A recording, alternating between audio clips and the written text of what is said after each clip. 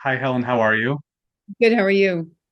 Good, good. I really love your work in this show, but I imagine this isn't the role you or other people might have thought of, to go into after a lot of what you've done in your career.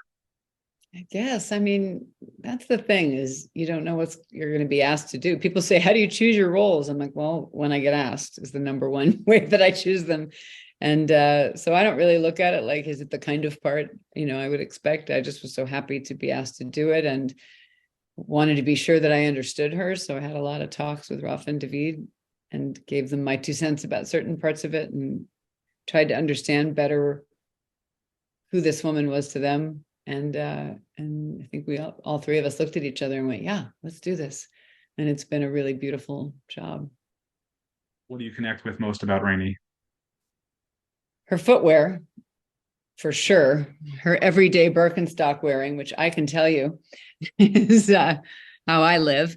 Her caring for her family, her trying to find humor and light and fun in the middle of darkness.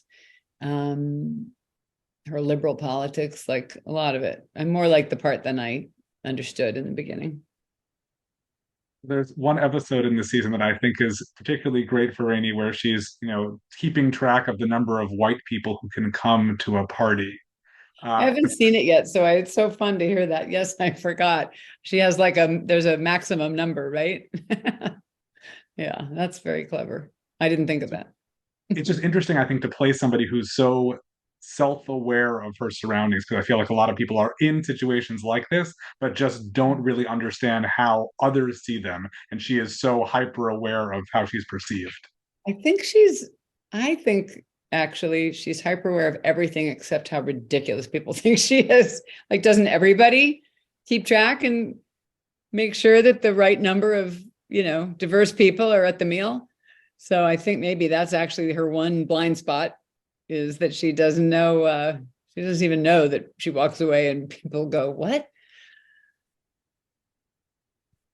I love also the friction that she has with Ashley. What is it like playing off Jasmine in those sort of uncomfortable and tense scenes?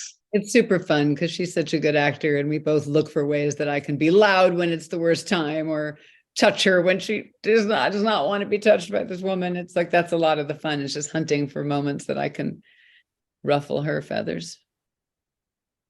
No, it's definitely very entertaining, and it's nice also to see the relationship that she has with other characters and how we get to see a little bit of her own life separate. Talk a bit about her romantic life and just about her confronting her aging. Did you enjoy exploring those things? Yeah, I mean, they're all things that I think have humor in them. You know what I mean? And these people are all under a lot of stress. So stress kind of brings out everything times 10.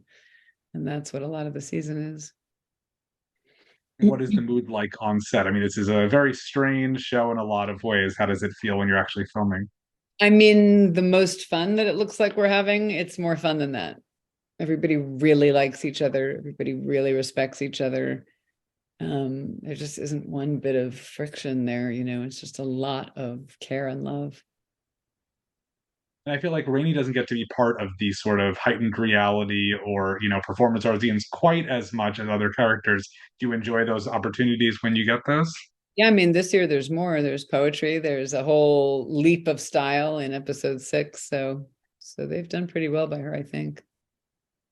And if there was a season three or beyond, what would you still like to continue exploring with Rainey? I mean, I really stand behind Rafa and David, and they tend to have the basic idea, and then I mean, they asked me anyway, what did I think, was yet to be explored, and then they find it in their own unique way. What do you think will surprise audiences most about this season who have, either seen the film or just season one? Um, how dazzling the choreography is. Um, the style of episode 6, the ending.